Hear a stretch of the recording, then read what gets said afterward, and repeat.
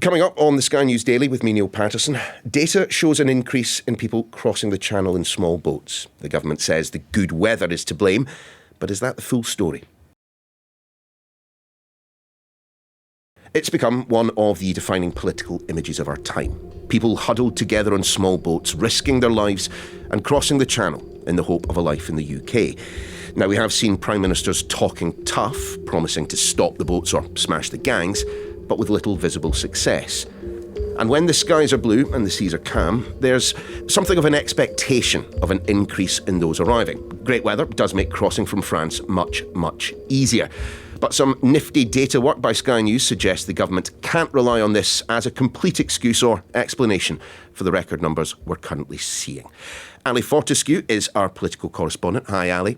Hello. And Dan Dunford is Sky's senior data journalist. Hi, Dan. Hello. Ali, let's turn to you first. Fresh data out today. What does it tell us? So, firstly, I don't want to be one of those correspondents that steals all the good work from Dan, because he has put in a lot of work on this. This was just an idea that I had because you, I'm sure, will have heard, the Prime Minister, the Home Secretary talking again and again about the weather being the reason that we have seen record numbers of crossings so far this year. And the figures today did validate that. More than 11,000 people crossed the channel in the first 4 months. Sorry, say that again. Say that again, Ali. Sorry, yeah. How many? 11,000, more than 11,000, and that's in the first 4 months, so that's to the end of April. So it's a lot. It's more than last year, which was about 7,500.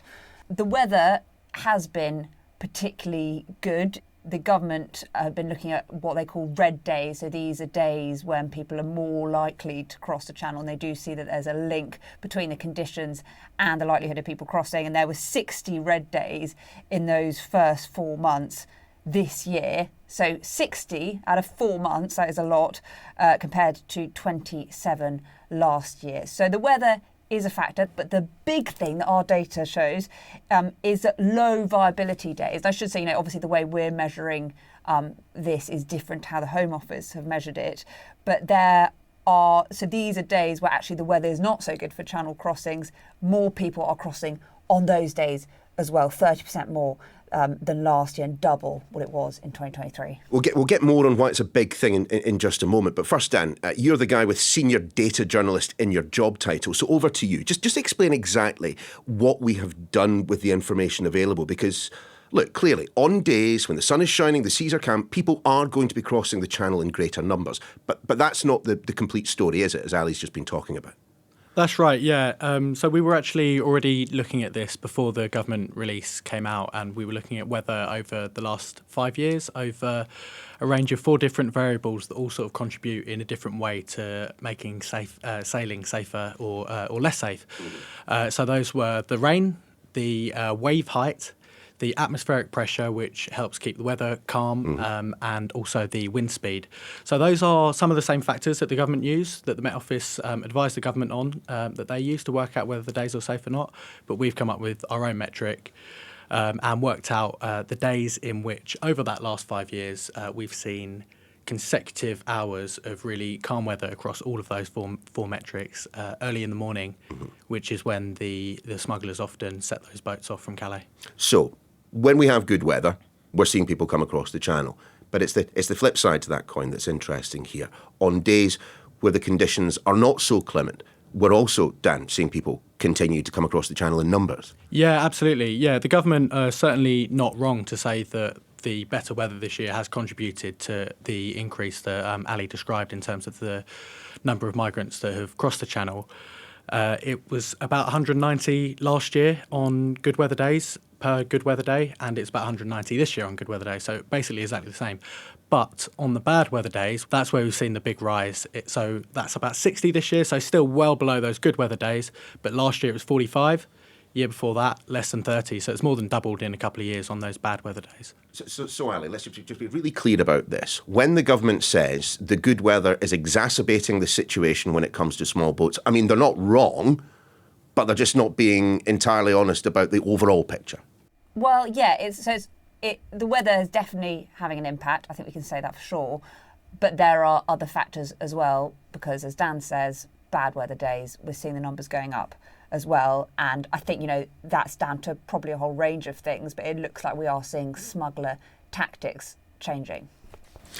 Talk to me a little bit about that, guys. I mean, when we say smuggler tactics are changing, Dan, what do we mean? Well, I think the most striking one is the number of migrants per boat, which has seen an absolutely enormous change over the last 5 years and beyond that, actually, as well. It's more than quadrupled since 2020. So we're now getting nearly 60 migrants per boat. Wow. And when we spoke to the Migration Observatory about this yesterday, they said that those boats really are only safe for about 15 people. That's one of the main things, that they're really taking risks and overcrowding these boats so that when they can get a boat across, it gets as many people across as they can. Ali, do we know why that is? I mean, I remember the government suggesting that they were going to be cracking down on the sales of boats. I mean, is it entirely possible that what we are doing is forcing more and more people into fewer and fewer boats? Yeah, look, that's a really good point. I think, this government they've focused in on supply chains. They've made it harder for smuggling gangs to buy engines and boats. But then what you're seeing, as you so often see, is these smuggler gangs adapting. As Dan says, it is obvious that people, I think, are taking more risks, and there is evidence that this journey is becoming more dangerous. That there is evidence that we have seen more deaths. I mean, Dan, what on earth are the French doing? I mean, I keep hearing reports that the French police are now refusing to stop migrants because they're already in the water when the boats arrive. Tell me about that. One thing that we found when me and Ali were doing a story on this a few months ago, actually, as well, a similar story, some of the migrants had resorted to launching their ships from further inland on rivers that were then taking them out to sea, because if they were just following the river all the way, the French police couldn't do anything about it, rather than launching from the beach. We're paying the French hundreds of millions of pounds in a deal that Rishi Sunak, Ali, touted as the solution to all of this. I mean, what on earth is going on? Yeah, £500 million over 3 years in 2023, Rishi Sunak agreed. And the point about police being unable to intercept when the boat in the water, that has always been, I remember for years and years, a really big factor. That is something that Yvette Cooper has been pushing on. I think it is fair to say that the Home Secretary has a better relationship with her French counterpart than previous Home Secretaries have. And she has been pushing on, and we are seeing a change in the law in France. But, I think the kind of broader picture is we have seen law changes, we have seen policy, we have seen prime ministers and home secretaries behind podiums pledging to stop the boats or now crack the gangs. But people are going to be looking at the numbers, aren't they? And that is the politics. And that's where you have people like Nigel Farage trying to capitalise. Yeah, I mean, you've got Reform, Nigel Farage arguing that we can just send them back to France. Send them to France, withdraw ourselves from the European Convention on Human Rights. Easy. Job done. Yeah, look, I mean, it's obviously more complicated than that. There's been talk of returns. I remember, I think it was 2018 when Sajid Javid, remember him, was Home Secretary, and they were talking about a joint action plan with France. I mean, it is basically about an agreement with France when it comes to returns. And we know that there are discussions taking place right now with the French government. They're looking at options to increase returns. It looks like they're probably going to agree something to swap migrants across the channel with asylum seekers that have legitimate claims. But that's probably going to be quite a small number. You mentioned the ECHR. I mean, I think imprinted on a lot of people's minds was that grounded flight that was headed to Rwanda under the last government that was halted at the last minute by an urgent injunction of a European judge and has become symbolic for many of those arguing that we should leave the European Convention on Human Rights. Obviously, that has been a battle within the Tory party. The likes of Robert Jenrick would like to see us leaving. Kemi Badenoch is not totally clear on that at the moment. And obviously, Nigel Farage has been campaigning on that. So, that is a kind of political point. But yeah, as you say, it's more complicated than just leaving the ECHR. Ali, politically, was it a mistake then for this government to just simply scrap the Rwanda scheme? Those on the opposition benches can say, because there is a paucity of evidence to counter this, that had Rwanda remained in place, it would have had a deterrent factor. I mean, at least if the Labour government had let it run for a little bit longer, they could have proved that or disproved that, couldn't they? Well, no one can know for sure whether or not flights would have ever left for Rwanda and whether it would have actually worked as a deterrent. Conservatives are adamant that it would. I think that the Labour Party, they haven't ruled out a deterrent. We do know that there are conversations happening. There's talk about what are being called returns hubs, where people would be sent once they'd had their asylum claim failed. And we know that there have been discussions going on with some countries about that. The Prime Minister has talked about the Western Balkans. So I think the government do appreciate that a deterrent would obviously be something that would help, but it's finding something that actually works and works at scale to make people not make the journey in the first place. And, you know, obviously the argument on the other side is that there aren't enough safe routes into this country for people fleeing persecution. I was talking a couple of days ago to a guy who crossed the channel from Iran, who was campaigning on various things, including gay rights, and said that he had to flee persecution, said that he spoke English, so he didn't want to stay in France, said he had family in the UK.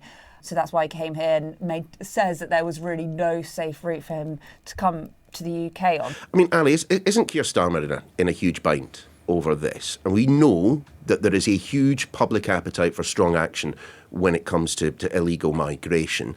We had him talking tough just a few days ago, in fact, that speech where he talked about us becoming an island of strangers. The problem is, every time he talks tough, the greatest criticism that he receives is from members of his own party, his own MPs. This is a Prime Minister, you know, that in many ways is facing two ways, that wants to be tough on the immigration, is obviously facing a threat from the right. We have seen Reform take seats of Labour in the local elections. We've seen the polling, but is also facing pressure, as you say, in his own party from people who think that there need to be more safe routes, pressure from the Lib Dems and the Greens as well. You know, we've sort of seen which direction he is choosing from some of his language. As you say, he talked about an island of strangers. Those were not comments that went down well with many in his party. People are going to be looking at the numbers, and we have seen a record number so far this year. On Saturday we saw about 1,200 record number for this year so far. So I think they will be judged on those numbers.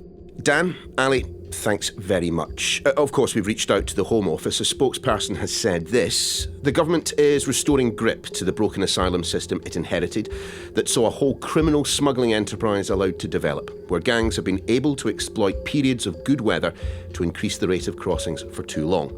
That's why we're giving counter-terror-style powers to law enforcement, launching an unprecedented international crackdown on immigration crime, have prevented 9,000 crossings from the French coastline this year alone, and have returned almost 30,000 people since the election.